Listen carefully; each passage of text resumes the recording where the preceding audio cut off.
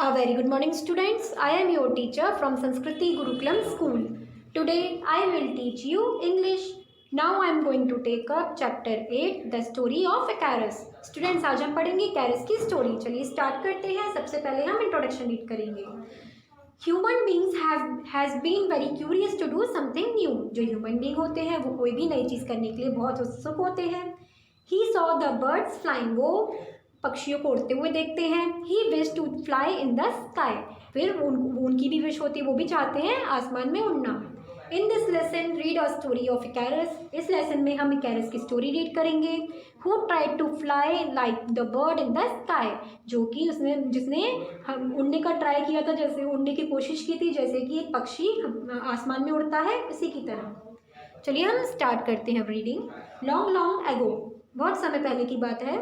On the island of Rail in the country of Greece. Greece country में जो island है rail उसकी वहाँ पर देयर लिव्ड अ मैन. वहाँ पर एक आदमी रहता था. His name was Daedalus. उसका नाम क्या था? Daedalus. He was a clever man. वो एक होशियार आदमी था. Who was good at making things. जो कि चीज़ें बनाने में बहुत अच्छा था, बहुत अच्छी चीज़ें बनाता था. Daedalus love to watch the birds fly. Daedalus को जो पक्षी हवा में उड़ते थे उनको देखना बहुत अच्छा लगता था. He watched the way they used their wings. वो उन पक्षियों को देखता था कि वो उनके जो पंख हैं वो किस तरीके से यूज़ करते हैं. वो he watched the way they moved their wings. और वो उन जो उनके विंग्स हैं उनको जो पंख हैं उनको किस तरीके से हिलाते हैं उनको भी देखता था. He watched the way the winds moved. और वो देखता था वहाँ पे हवाएं कैसे चलती हैं. He saw how the feathers lay one upon another in the wings. और वो ये भी देखता था कि जो उनके पंख हैं वो एक दूसरे के ऊपर कैसे आते हैं और वो कैसे उड़ते हैं. ये भी वो देखता था. जैसे कि आप इस पिक्चर में देख सकते हैं, ये डैडलस है, वो उसको नोटिस कर रहा है, उनको वॉच कर रहा है कि वो किस पक्षी को वॉच कर रहा है कि वो किस तरीके से उड़ रहे हैं, किस तरीके से उसके पंख चल रहे हैं. Okay. Daedalus walk through the fields. वो जो डैडलस है वो फील्ड से जाता था. There was lots of feathers that had fallen from the birds flying in the sky. जब वो फील्ड से जा रहा था उसने वहाँ पर बहुत सारे पंख देखे जो कि बर्ड्स जब हवा में उड़ रही थी उनके गिर गए होंगे. He collected the feathers and took them home. फिर वो उसने जो feathers थे, जो पंख थे, उनको इकट्ठे कर लिए और उसको वो अपने घर लेकर आ गया. There he laid the feathers one upon another and stuck them together with wax. फिर उसने क्या किया, सारे feathers जो सारे पंख थे उनको रखा एक दूसरे के ऊपर, उसने उसको चिपका दिया, उसको लगा दिया. किससे लगाया? उसने वैक्स से लगाया. सबको इकट्ठा करके सबको एक दूसरे के ऊपर रख के सबको उसने वैक्स से चिपका दिया. He made a pair of wings. फिर उसने उससे क्या किया, एक विंग्स का, एक पंख का पेयर बनाया. And fitted them to his arms. फिर उसको अपने आर्म्स पर लगा लिया, फिट किया. Every day Daedalus put on his wings. हर रोज वो डैडलस जो था वो उस पंखों को पहनता था. He moved his wings like a bird. और वो उनको जो पक्षी जैसे अपने पंखों को मूव करते हैं वैसे वो भी करता था. Day after day he practiced how to fly like a bird. फिर दिन दिन ऐसे करके उसने क्या किया, ऐसी प्रैक्टिस की कि कैसे बर्ड उड़ती है. Then one day Daedalus was able to fly. फिर एक दिन क्या हुआ, जो डैडलस है वो उड़ने लगा. Daedalus had a son called Icarus. जो डैडलस था उसका बेटे का क्या नाम था? इकारस था. इकारस watched his father practice flying. वो जो इकारस था वो अपने फादर को ये उड़ने की प्रैक्टिस करते हुए देखता था. He also wanted a pair of wings. उसको भी एक विंग्स का पेयर चाहिए था. I want to fly too, he said. उसने कहा मुझे भी उड़ना है, मैं भी उड़ना चाहता हूँ.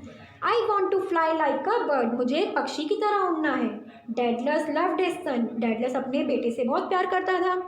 ही कलेक्टेड मोर feathers. उसने फिर और ज़्यादा पंख इकट्ठे किए. Stuck them together. उसको एक साथ में लगाया वैक्स के साथ में with wax. And made another pair of wings. और फिर दूसरा पेयर बनाया उसके लिए विंग्स का. He gave it to his son. फिर उसने उसको अपने बेटे को दे दिए. Icarus was the happiest boy in the world. जो इकारस था वो सबसे खुश बच्चा था वर्ल्ड में. Now he could fly. अब वो उड़ सकता था. One day इकारस was flying in the garden. एक दिन इकारस गार्डन में उड़ रहा था. डैडलस कॉल्ड हिम एंड सेड. डैडलस ने उसको बुलाया और कहा बी केयरफुल माई सन. उसने क्या कहा अपने बेटे से, बेटा केयरफुल रहना. Don't fly too high. ज़्यादा ऊपर मत जाना. Don't fly close to the sun, ज़्यादा सन के ज़्यादा पास में, सूरज के ज़्यादा पास में नहीं जाना। The sun is very hot, जो सूरज है वो बहुत गर्म है। The wax in your wings will melt, इससे क्या होगा, तुम्हारी जो विंग्स में जो वैक्स लगी है वो पिघल जाएगी। इकैरस लिसन टू हिज फादर, इकैरस ने अपने पापा की बात सुनी। But when he started flying, लेकिन जैसे ही उसने उड़ना शुरू किया, he was so happy that he forget his father's word, वो इतना खुश हो गया कि जो उसके फादर ने जो उससे बात कही वो गिल गया। Icarus flew like an eagle, वो ईगल की तरह उड़ रहा था। He flew over the land, वो लैंड के ऊपर उड़ रहा था। He flew over the sea, फिर वो सी के ऊपर भी उड़ रहा था। As he flew higher and higher, जैसे ही वो ज़्यादा ऊपर ऊपर जाता जा रहा था, he came nearer and nearer to the sun, वो सन सूरज के पास में पहुंचता जा रहा था। इकैरस फेल्ट वार्म, उसको गर्म लगने लगा। ही रिमेंबर्ड हिज फादर्स वर्ड, फिर उसको याद आया कि उसके फादर ने उससे कुछ कहा था। But it was too late, लेकिन बहुत देर हो चुकी थी। The heat from the sun melted the wax on his wings, जो वैक्स जो उसमें लगी हुई थी वो सूरज की रोशनी, वो जो सूरज की गर्मी थी उससे वो पिघल गई। द फेदर्स फेल अवे, जो उसके पंख थे वो गिर गए। And with a great splash Icarus fell into the sea, फिर इससे क्या हुआ, जो इकैरस था वो समुद्र में ही गिर गया। ओके स्टूडेंट्स, ये हमारी स्टोरी अब फिनिश हो गई है। आप देख सकते हैं इकैरस है, ये सन है, देखिए उसकी यहाँ पर वो उड़ रहा है, यहाँ पर ये सी है। ओके स्टूडेंट्स, नाउ ये स्टोरी आप अच्छे से रीड करेंगे, अच्छे से समझेंगे, बहुत ही इंटरेस्टिंग स्टोरी है। ओके स्टूडेंट्स, हम करेंगे इस चैप्टर के वर्ड बास्केट। सो हम देखेंगे इसमें फर्स्ट हमें मीनिंग दिया हुआ है फेदर, फेदर का मीन्स क्या होता है, प्लमेज, क्या होता है ये, पंख।